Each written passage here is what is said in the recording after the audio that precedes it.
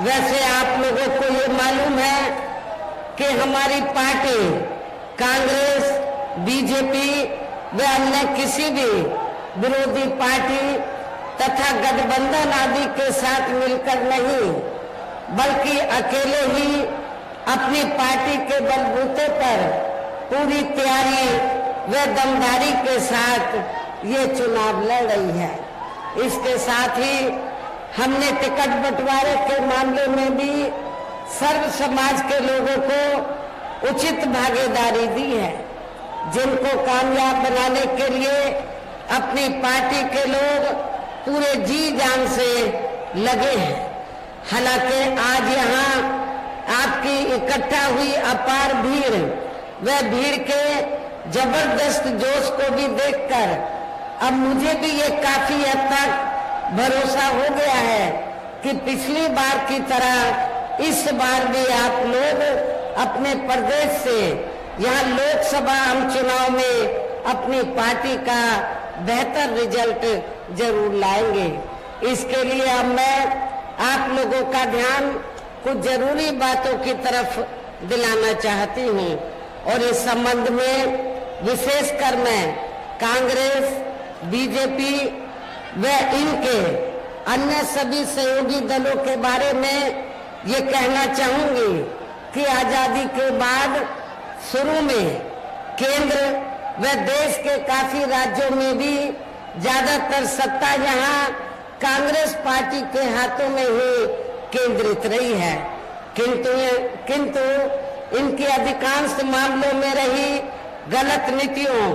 एवं गलत कार्य प्रणाली आदि की वजह से ही फिर इस पार्टी को केंद्र व काफी राज्यों की भी सत्ता से बाहर होना पड़ा है तथा यही स्थिति इनकी सहयोगी पार्टियों की भी बनी रही है, जिसके कारण ही फिर पिछले कई वर्षों से बीजेपी व इनके सहयोगी दल केंद्र एवं काफी राज्यों की भी सत्ता में काबिज हो गए हैं, लेकिन इनकी भी ज्यादातर रही जातिवादी, पूंजीवादी, संकीर्ण, सांप्रदायिक व द्वेषपूर्ण नीतियों एवं कार्य प्रणाली आदि से तथा इनकी कथनी व करनी में भी काफी अंतर होने की वजह से अब ऐसा लगता है कि इस बार ये पार्टी भी यानी कि भारतीय जनता पार्टी भी केंद्र की सत्ता में आसानी से वापस आने वाली नहीं है, बशर्ते यदि ये चुनाव इस बार फ्री एंड फेयर होता है तथा आम चर्चा के मुताबिक वोटिंग मशीनों में भी कोई गड़बड़ी आदि नहीं की जाती है। और वैसे भी इस बार चुनाव में इनकी कोई भी पुरानी एवं नई चल रही नाटकबाजी, जुमलेबाजी व गारंटी आदि काम में आने वाली नहीं है, क्योंकि अब देश की जनता काफी हद तक इस बात को समझ चुकी है कि इनकी पार्टी ने अब तक देश के विशेषकर गरीबों, कमजोर तबकों, मध्यम वर्गीय एवं अन्य मेहनतकश लोगों को जो इन्हें अच्छे दिन दिखाने के असंख्य प्रलोभन भरे वायदे किए हैं तथा अनेकों हवाई व कागजी गारंटी आदि भी दी है, तो उनका जमीनी हकीकत में अभी तक इन्होंने लगभग 1/4 हिस्सा भी कार्य पूरा नहीं किया है, बल्कि इसके स्थान पर इनका ज्यादातर समय व ताकत भी यहाँ इनके अपने चाहते रहे बड़े बड़े पूंजीपतियों एवं धन्ना सेठों को ही ज्यादा से ज्यादा मालामाल व धनवान आदि बनाने में तथा इन्हें हर स्तर पर छूट देने व बचाने में ही लगी रही है, जिनके अधिकांश आर्थिक सहयोग से ही ये पार्टी व अन्य पार्टियां भी अपना संगठन चलाती हैं तथा चुनाव आदि भी लड़ाती हैं, जिनका काफी कुछ खुलासा बॉन्ड की आई रिपोर्ट से भी हो जाता है। और इस संबंध में वैसे आप लोगों को ये मालूम है कि अभी कुछ दिन पहले माननीय सुप्रीम कोर्ट ने रिपोर्ट दी है और रिपोर्ट से ये खुलासा हुआ है कि इस देश में कांग्रेस, बीजेपी व अन्य जो जातिवादी पार्टियां हैं, पूंजीवादी पार्टियां हैं, तो पूरे देश में बीएसपी को छोड़कर जितनी भी पार्टियां हैं उन्होंने इस देश के बड़े बड़े पूंजीपतियों व धन्ना सेठों से तो पार्टी के संगठन को चलाने के लिए, चुनाव आदि लड़ाने के लिए अरबों खरबों रुपया इस देश के बड़े बड़े पूंजीपतियों व धन्ना सेठों से लिया है। किसके जरिए? बॉन्ड के जरिए। लेकिन बहुजन समाज पार्टी ही एक अकेली एक ऐसी पार्टी है जिसने बॉन्ड के जरिए एक भी रुपया इस देश के किसी भी बड़े पूंजीपति या धन्ना सेठ से नहीं लिया। इससे साफ जाहिर होता है कि हमारी पार्टी दूसरी पार्टियों की तरह बड़े बड़े पूंजीपतियों व धन्ना सेठों की आर्थिक मदद लेकर ना तो अपना संगठन चलाती है, न चुनाव आदि लड़ाती है, बल्कि हमारी पार्टी बीएसपी के मेंबरशिप के जरिए वे मेरे जन्मदिन के मौके पर थोड़ा थोड़ा धन इकट्ठा करके चुनाव के दौरान भी अपनी पार्टी के लोगों से थोड़ा थोड़ा आर्थिक सहयोग लेकर हमारी पार्टी के संगठन को चलाती है और चुनाव आदि भी लड़ाती है। इससे ये स्पष्ट है। इसके साथ ही अब ऐसा लगता है कि कांग्रेस पार्टी की तरह ही बीजेपी ने भी केंद्र की तमाम सरकारी जांच एजेंसियों का ज्यादातर राजनीतिकरण कर दिया है। इसके अलावा देश के किसान वर्ग भी वर्तमान बीजेपी की सरकार में शुरू से ही अपनी विभिन्न समस्याओं को लेकर काफी ज्यादा दुखी व परेशान रहे हैं और अभी भी हैं। जबकि यूपी में 4 बार हमारी पार्टी की रही सरकार ने इनके हितों का भी हर स्तर पर विशेष ध्यान रखा है और हमारी पार्टी के नेतृत्व में बनी सरकार ने अपनी चारों हुकूमतों के दौरान हमने उत्तर प्रदेश में किसानों को खेती करने के लिए सस्ते साधन उपलब्ध कराए और इतना ही नहीं, उनकी फसल का भी हमारी पार्टी की सरकार ने समय से उचित दाम दिया है। इतना ही नहीं,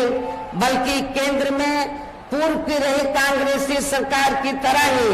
वर्तमान भाजपा सरकार में भी इनकी जातिवादी, हीन, सांप्रदायिक एवं पूंजीवादी सोच व नीतियों के चलते ही पूरे देश में सर्व समाज में से खासकर गरीबों, दलितों, आदिवासियों, पिछड़े वर्गों, मुस्लिम एवं अन्य धार्मिक अल्पसंख्यक समाज के लोगों का भी पूर्ण रूप से विकास व उत्थान आदि नहीं हो सका है। और इस संदर्भ में वैसे आप लोगों को ये मालूम है कि पूरे देश में यहाँ दलितों, आदिवासियों एवं अन्य पिछड़े वर्गों का सरकारी नौकरियों में वर्षों से अधूरा पड़ा आरक्षण का कोटा भी अभी तक पूरा नहीं भरा गया है। विशेषकर एससी व एसटी वर्गों के सरकारी कर्मचारियों का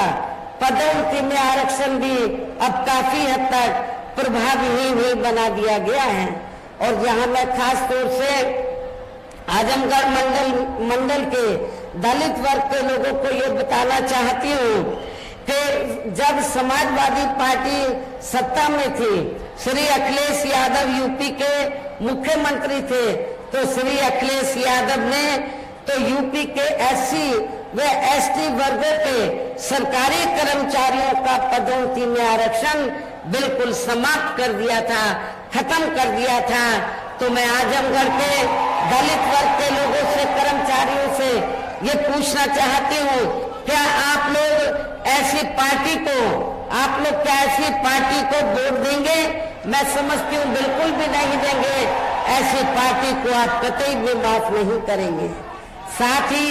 केंद्र व राज्यों में भी विरोधी पार्टियों की रही सरकारों में इन सभी वर्गों को प्राइवेट सेक्टर में आरक्षण दिए जाने की व्यवस्था किए बिना ही इनकी सरकारों के ज्यादातर सरकारी कार्य अब प्राइवेट सेक्टर के जरिए ही इनके बड़े बड़े पूंजीपतियों व धन्ना सेठों आदि को ही दिए जाने के कारण अब इनको पूरे देश में आरक्षण का बहुत कम ही लाभ मिल पा रहा है। इसी प्रकार इनका अन्य और मामलों में भी शोषण व उत्पीड़न आदि होना अभी तक भी बंद नहीं हुआ है। इनके साथ साथ मुस्लिम व अन्य धार्मिक अल्पसंख्यक समाज के लोगों की भी हालत हर स्तर पर यहाँ काफी ज्यादा खराब व दयनीय बनी हुई है, जिसका काफी कुछ खुलासा सच्चर कमेटी की रिपोर्ट में भी किया गया है। इतना ही नहीं बल्कि पिछले कुछ वर्षों से केंद्र व अधिकांश राज्यों में भी बीजेपी व आरएसएस की सरकारों के चलते हुए अब इनका विकास एवं उत्थान आदि होना भी काफी हद तक बंद सा ही हो गया है। आए दिन इन पर खासकर हिंदुत्व की आड़ में हो रही जुल्म जाति भी यह काफी ज्यादा चरम सीमा पर पहुंच चुकी है। इनके साथ साथ अपर कास्ट समाज में से विशेषकर गरीब लोगों की भी हालत हमें कोई खास अच्छी नजर नहीं आती है। इनकी गलत कृषि नीतियों के कारण किसान वर्ग भी आए दिन आंदोलित ही रहता है। साथ ही इनकी गलत आर्थिक नीतियों की वजह से देश की अर्थव्यवस्था पर भी इसका काफी बुरा प्रभाव पड़ रहा है, जिससे यहाँ विशेषकर छोटे एवं मध्यम वर्ग के व्यापारी वर्ग भी काफी ज्यादा दुखी व परेशान हैं। और अब केंद्र में पूर्व की रही सरकारों की तरह ही वर्तमान भाजपा सरकार में भी यहाँ पूरे देश में गरीबी, बेरोजगारी एवं महंगाई आदि भी लगातार काफी ज्यादा बढ़ रही है। देश में हर स्तर पर फैला भ्रष्टाचार भी अभी तक खत्म नहीं हुआ है। ऐसे में अब आप लोगों को देश में हो रहे लोकसभा चुनाव में कांग्रेस, बीजेपी व इनकी सहयोगी पार्टियों को भी केंद्र की सत्ता में आने से जरूर रोकना है, जिनके गलत नीतियों व गलत कार्य प्रणाली आदि को आप लोग काफी हद तक आजमा भी चुके हैं। ऐसी स्थिति में अब ये विरोधी पार्टियां इस चुनाव में भी किस्म किस्म के साम, दाम, दंड भेद आदि अनेकों हथकंडे इस्तेमाल करके केंद्र की सत्ता में आने की पूरी कोशिश में लगी हैं, जिनसे अपनी पार्टी के लोगों को हर स्तर पर काफी ज्यादा सावधान रहना है। और इस मामले में विरोधी पार्टियां अपने अपने पक्ष में हवा बनाने के लिए खासकर मीडिया, ओपिनियन पोल व सर्वे आदि का जो बड़े पैमाने पर इस्तेमाल कर रही हैं, तो उनसे भी अपनी पार्टी के लोगों को बिल्कुल भी गुमराह नहीं होना है। इसके साथ ही विरोधी पार्टियों के विभिन्न रूपों में जारी किए गए इनके हवाई व प्रलोभन भरे चुनावी घोषणा पत्रों एवं वायदों आदि के बहकावे में भी अपनी पार्टी के लोगों को कतई भी नहीं आना है, जिन्हें ये पार्टियां चुनाव खत्म होने के बाद ज्यादातर अमल में नहीं लाती हैं। और अब जिन पर से देश की जनता का अधिकांश विश्वास ही उठ गया है, यही खास वजह है कि हमारी पार्टी किसी भी चुनाव में अपनी पार्टी का कोई भी चुनावी घोषणा पत्र आदि जारी नहीं करती है। वैसे भी हमारी पार्टी किसी भी मामले में कहने में बहुत कम बल्कि कार्य करके दिखाने में ही ज्यादा विश्वास रखती है। और इस बात का सबसे बड़ा सबूत ये है कि उत्तर प्रदेश में 4 बार हमारी पार्टी के नेतृत्व में रही सरकार ने चुनाव में अपनी पार्टी के बिना कोई जारी किए गए चुनावी घोषणा पत्र के ही प्रदेश में आम जनहित में काफी कुछ ऐतिहासिक कार्य करके दिखाए हैं, जिनकी अब देश में अधिकांश पार्टियों की सरकारें काफी नकल भी कर रही हैं। जबकि इस मामले में हमारी पार्टी का ये कहना है कि यदि इन पार्टियों के स्थान पर केंद्र में हमें अपनी पार्टी की सरकार बनाने का मौका मिलता है तो तब फिर हमारी पार्टी की बनी सरकार केंद्र में यहाँ अब तक रही सभी विरोधी पार्टियों की सरकारों की तरह केवल हवाई व कागजी कार्य आदि नहीं करेगी, बल्कि उत्तर प्रदेश की तरह ही जमीनी हकीकत में ठोस कार्य करके दिखाएगी। और इस संदर्भ में खासकर मैं ये कहना चाहूंगी, केंद्र द्वारा देश में पिछले कुछ समय से अति गरीब परिवारों को अस्थायी तौर पर फ्री में जो थोड़ी सी खाद्य सामग्री दी जा रही है तो उससे इनका स्थायी तौर पर भला होने वाला नहीं है। और वैसे भी इनकी ये जटिल समस्या देश में हर हाथ को काम देने से ही केवल दूर हो सकती है, जिसकी तरफ हमारी पार्टी की बनी सरकार विशेष ध्यान देगी। और इस संदर्भ में मैं आप लोगों को सावधान भी करना चाहती हूँ। आप लोगों को ये मालूम है कि पिछले कुछ समय से तो केंद्र की बीजेपी की सरकार द्वारा जो गरीब लोग हैं उनको थोड़ा फ्री में राशन देकर उसके एवज में उनसे वोट लेने की गुजारिश की जाती है कि आपको केंद्र की सरकार ने फ्री में राशन दिया है तो इसके एवज में आपको बीजेपी को वोट देना चाहिए। आपको बिल्कुल भी इनके बहकावे में नहीं आना है, इनके चक्कर में नहीं आना है, क्योंकि पूरे देश में जो गरीब लोगों को फ्री में जो थोड़ा सा राशन दिया जा रहा है तो ये बीजेपी की जेब से नहीं, आरएसएस के लोगों की जेब से नहीं दिया जा रहा है, बल्कि इस देश की जनता जो टैक्स के जरिए सरकार के पास पैसा देती है उस टैक्स के पैसे से ये राशन मुफ्त में आपको दिया जा रहा है, ये किसी की जेब से नहीं। साथ ही देश में पिछले काफी वर्षों से आए दिन बढ़ रही गरीबी, बेरोजगारी व महंगाई आदि से भी जनता बहुत ज्यादा दुखी व परेशान है, जिसे भी आर्थिक नीतियों में तब्दीली करके जरूर दूर किया जाएगा। धर्म की भी आड़ में पिछले कुछ वर्षों से खासकर मुस्लिम समाज के लोगों का द्वेष की भावना से जो इनका काफी ज्यादा शोषण व उत्पीड़न आदि किया जा रहा है तो उसे भी जरूर रोका जाएगा। और ये सब हमने अपनी यूपी की रही सरकार में करके भी दिखाया है। इसके अलावा हमने यूपी में सब समाज में से गरीब एवं बेरोजगार लोगों को बेरोजगारी भत्ता आदि न देकर उन्हें बड़ी तादाद में रोटी रोजी के साधन भी उपलब्ध कराए हैं, जो अब ये कार्य भी अधिकांश ठंडे ही पड़े हैं, जिनको फिर केंद्र में बीएसपी की सरकार बनने पर प्राथमिकता दी जाएगी। कहने का तात्पर्य ये है, देश में इस समय हो रहे लोकसभा चुनाव में विरोधी पार्टियों के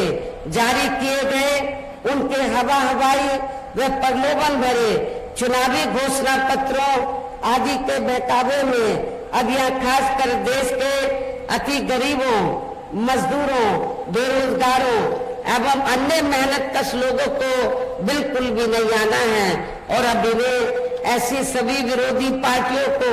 हर हालत में केंद्र की सत्ता में आने से जरूर रोकना है, जिनकी कथनी व करनी में काफी अंतर रहा है तथा जिन्हें ये लोग वर्षों से आजमा भी चुके हैं। ऐसे में अब मेरा यही कहना है कि आप लोगों को अपने खुद के व अपने प्रदेश एवं देश के भी हित में अपने वोटों को यह कांग्रेस, बीजेपी व अन्य विरोधी पार्टियों को न देकर केवल अपनी एकमात्र हितैषी पार्टी बहुजन समाज पार्टी को ही देना है, जो ये पार्टी उत्तर प्रदेश की तरह ही केंद्र में भी अपनी पार्टी की सरकार बनने पर फिर पूरे देश में यह अपनी पार्टी की सर्वजन हिताय व सर्वजन सुखाय की नीतियों पर आधारित सरकार चलाएगी। इसके साथ साथ केंद्र से जुड़ी आपके क्षेत्र के जो भी यहाँ स्थानीय समस्याएं होंगी तो उन्हें भी फिर दूर करने का हर संभव पूरा प्रयास किया जाएगा। और इस मामले में आज मैं आप लोगों को ये विश्वास दिलाना चाहती हूँ कि आप लोगों के पूर्वांचल की लंबे अरसे से ये दिल्ली पर पूर्वांचल के लोगों की लंबे अरसे से ये मांग रही है कि पूर्वांचल क्षेत्र पिछड़ा हुआ है और इसको अलग से स्टेट बनाया जाए। जब केंद्र में हमारी पार्टी सत्ता में आएगी तो आपके पूर्वांचल क्षेत्र को अलग से स्टेट बनाया जाएगा, इसको अलग से राज्य का दर्जा दिया जाएगा। साथ ही यहाँ गरीबों, मजदूरों, बेरोजगारों, कर्मचारियों, किसानों, छोटे व्यापारियों एवं अन्य मेहनतकश लोगों के हितों के का भी विशेष ध्यान रखा जाएगा। सर्व समाज में से खासकर दलितों, आदिवासियों, पिछड़े वर्गों, मुस्लिम व अन्य धार्मिक अल्पसंख्यक समाज के लोगों के विकास व उत्थान के साथ साथ हर स्तर पर इनकी सुरक्षा आदि के लिए भी सख्त कदम उठाए जाएंगे। और तभी फिर यहाँ वास्तव में अपने देश के महान संतों, गुरुओं व महापुरुषों में भी विशेषकर महात्मा ज्योतिराव फूले, श्री छत्रपति शाहू जी महाराज, श्री नारायणा गुरु, बाबा साहब डॉक्टर भीमराव अम्बेडकर एवं मान्यवर श्री कांशीराम जी आदि का अधूरा रहा सपना जरूर साकार हो सकता है, जिनको यूपी में हमारी पार्टी की रही सरकार द्वारा हर स्तर पर पूरा आदर सम्मान दिया गया है। और इतना ही नहीं, जब यूपी में 4 बार मेरे नेतृत्व में सरकार रही तो हमारी पार्टी की सरकार ने और खास तौर से मैंने अपनी पार्टी के लोगों या दूसरी पार्टी के लोगों जो गलत किस्म के लोग हैं उनको बिल्कुल भी बर्दाश्त नहीं किया था। हमारी पार्टी की सरकार ने उनके खिलाफ सख्त से सख्त कार्रवाई की। आप लोगों को मालूम है उस समय हमारी पार्टी का एक यादव समाज से एमपी था। मेरी सरकार बनते ही उसने कानून अपने हाथ में ले लिया। मैंने ये नहीं देखा कि वो बीएसपी का एमपी है, मैंने कानून व्यवस्था देखी, अपनी जिम्मेवारी का मैंने एहसास किया और मैंने उस मेंबर पार्लियामेंट को अपने मुख्यमंत्री के बंगले में बुलाकर तो उसको मैंने जेल के हवाले कर दिया था। इसलिए मैं आप लोगों को बताना चाहती हूँ, यदि इस पार्टी मूवमेंट को आगे बढ़ाना है तो आप लोगों को अपने पढ़ाई के चक्कर में नहीं पड़ना है। और हमारे संतों, गुरुओं, महापुरुषों ने जो संघर्ष किया है उसकी संघर्ष की बलि नहीं चढ़ानी है, बल्कि उनके संघर्ष को ध्यान में रखकर उनके बताए हुए रास्तों पर चलकर आप लोगों को उनके मूवमेंट को आगे बढ़ाना है। इन्हीं खास बातों के साथ ही अब मेरा देश व आपके स्टेट के भी हित में यही कहना है कि हमारी पार्टी ने यहाँ जिनको भी लोकसभा के लिए चुनाव के मैदान में उतारा है, हमने आप लोगों को मालूम है मुस्लिम को भी हमने मौका दिया और पिछड़े वर्ग से भी हमने पिछड़े वर्ग से भी हमने विभिन्न जाति के लोगों को मौका दिया है। क्योंकि हमने ये जो मऊ घोसी लोकसभा की सीट है तो हमने यहाँ से बालकृष्ण चौहान जो पहले बीएसपी से चुनाव जीत चुके हैं तो इनको चुनाव के मैदान में उतारा है। राजभर वोट भी काफी है, भीम राजभर को खड़ा किया और बलिया से हमने यादव समाज से बीएसपी का प्रत्याशी चुनाव के मैदान में उतारा है। हमने अकेले राजभर को ही मौका नहीं दिया है, राजभर को भी दिया है, मुनिया चौहान को भी दिया है, मुस्लिम को भी दिया है, बलिया से यादव समाज को भी दिया है और रिजर्व सीट से हमने दलित वर्ग की महिला को भी मौका दिया है। मेरे आप लोगों से पुरजोर अपील है कि बहुजन समाज पार्टी ने इन जिन लोगों को भी चुनाव के मैदान में उतारा है, जो ये लोग आपके सामने यहाँ खड़े हैं, मंच पर मौजूद हैं, तो उन्हें आपको जरूर कामयाब बनाना है, जिसके लिए यहाँ पार्टी के सभी स्तर के छोटे बड़े पदाधिकारी एवं कार्यकर्तागण आदि पूरे जी जान से लगे हैं। और अब अंत में मेरा यही कहना है कि आप लोगों को वोट पड़ने वाले दिन यहाँ बीएसपी के अपने सभी लोकसभा उम्मीदवारों को अपने पार्टी के हाथी चुनाव चिन्ह के सामने वाले बटन को दबाकर इनको भारी वोटों के अंतर से जरूर कामयाब बनाना है, जरूर विजयी बनाना है। इस खास अपील के साथ ही अब मैं अपनी बात यही समाप्त करती हूँ।